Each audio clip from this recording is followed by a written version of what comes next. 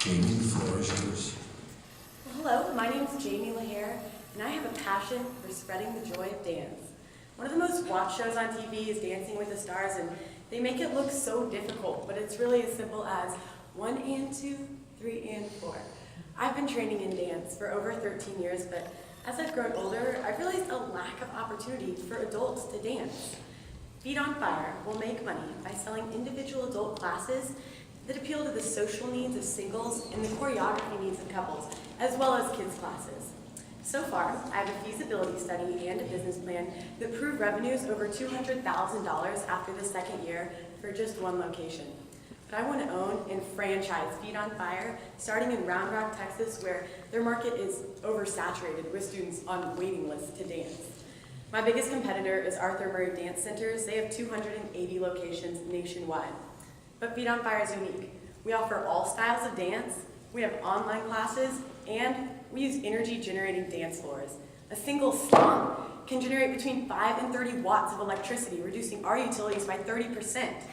I'm asking for an investment of $100,000 to cover the equipment and sustainable dance floors for one studio.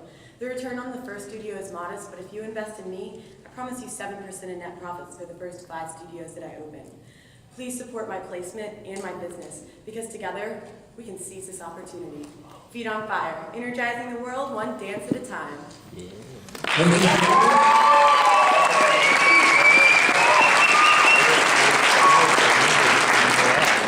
Questions from the judges? The energy capturing dance floor, is that your technology or something that you're using from somewhere else? It's from another company called Sustainable Dance Club. It's really cool. They just started working on it in 2005. That's really cool. So what's to prevent them from just taking your idea and running with it? Oh, well, what they do, they supply the floor. Like, they don't have an actual club themselves, but they're a distributor. Like, they rent, their business is renting out and selling these dance floors. So they'd be very supportive and most welcoming of me wanting to implement these into my studios.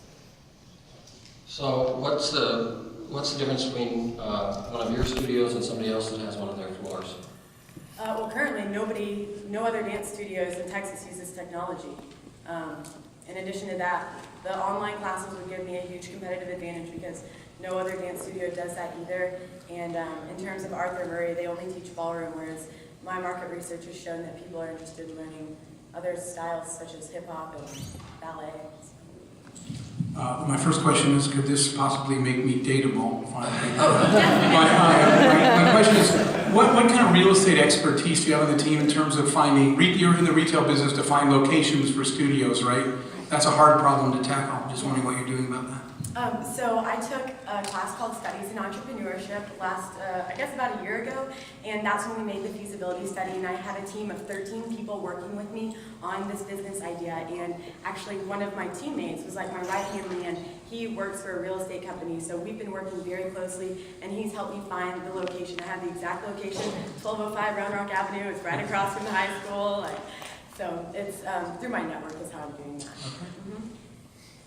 Can you talk a little bit about how you proved 200K revenue in that feasibility study and what your contribution margin would be on that?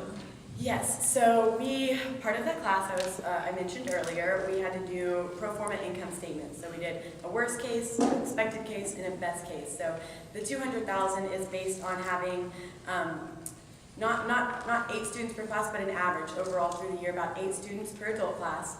And then it also factored in our children registrations, it factored in our merchandise sales, and it factored in our private lessons. And so that's where it came from. I don't know if you want me to give you the prices on those, but it's just a combination of everything.